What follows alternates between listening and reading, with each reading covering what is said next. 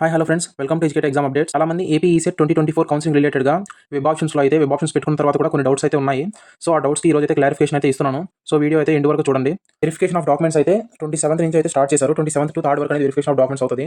ఎవరికైతే ఆన్లైన్లో ఇంకా వెరిఫికేషన్ అనేది పెండింగ్ అవ్వకుండా ఉందో, సో ఇవాళ అయితే లాస్ట్ డేట్. సో ఆల్మోస్ట్ అందరికీ అయిపోయి ఉంటుంది.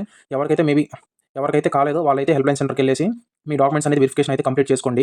వెబ్ ఆప్షన్స్ పెట్టుకోవడానికి కూడా ఈ రోజు అయితే 3rd, 1st నుంచి 4th వరకు అయితే వెబ్ ఆప్షన్స్ పెట్టుకోవడానికి అయితే ఆప్షన్ ఇచ్చారు. సో రేపైతే వెబ్ ఆప్షన్స్ పెట్టుకోవడానికి లాస్ట్ డేట్. సో చాలా మంది అడుగుతున్నది ఏంటంటే, వెబ్ ఆప్షన్స్ పెట్టుకున్నాము, ఇది చేంజ్ చేసుకోవడానికి అవుతుందా లేదా అని అడుగుతున్నారు. సో మీరు వెబ్ ఆప్షన్స్ చేంజ్ చేసుకోవాలంటే 5th వరకు అయితే వెయిట్ చేయాలి. 1 to 4th అయితే మీరు వెబ్ ఆప్షన్స్ అనేది పెట్టుకోవాలి. ఆ వెబ్ ఆప్షన్స్ ఎలా ప్లేస్ చేసుకోవాలో కింద వీడియో డిస్క్రిప్షన్లో లింక్ ఇస్తున్నాను. సో తప్పకుండా చూడండి. వెబ్ ఆప్షన్స్ పెట్టుకున్న తర్వాత మీరు ఏదైనా చేంజెస్ చేసుకోవాలన్నా, లేదంటే కాలేజెస్ అది తీసేసి వేరే పెట్టుకోవాలన్నా కానీ, మీరు ఎలాంటి చేంజెస్ చేసుకోవాలన్నా 5th అయితే మీరు వెబ్ ఆప్షన్స్ అనేది చేంజ్ చేసుకోవచ్చు. అంటే ఎల్లుండి 1st నుంచి 4th వరకు అయితే వెబ్ ఆప్షన్స్ పెట్టుకోవాలి. 5th అయితే మీరు పెట్టుకున్న వెబ్ ఆప్షన్స్ అయితే చేంజ్ చేసుకోవడానికి అయితే ఆప్షన్ ఇచ్చారు. సో 5th అయితే మీరు వెబ్ ఆప్షన్స్లో చేంజ్ చేసుకోవచ్చు. తర్వాత చాలా మంది అడుగుతున్న డౌట్ ఏంటంటే, నేను వెబ్ ఆప్షన్స్ పెట్టుకున్న తర్వాత నాకు మెసేజ్ ఏం రాలేదని అడుగుతున్నారు.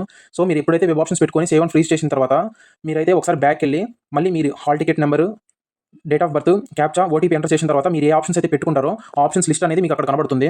సో మీరు ఎప్పుడైతే వెబ్ ఆప్షన్స్ క్లిక్ చేసి మీ డీటెయిల్స్ ఎంటర్ అయిన తర్వాత మీరు ఏ కాలేజెస్ అయితే పెట్టుకున్న తర్వాత సేవ్ అండ్ ఫ్రీజ్ చేయండి. ఫ్రీజ్ చేసిన తర్వాత మీరు ఒకసారి కూడా మరి నెక్స్ట్ ఫ్రీజ్ చేసిన తర్వాత మీరు ఆప్షన్స్ అనేది చేంజ్ చేసుకోలేరు. సేవ్ చేస్తే మీరు పెట్టుకున్న ఆప్షన్స్ అనేది సేవ్ అయి ఉంటుంది.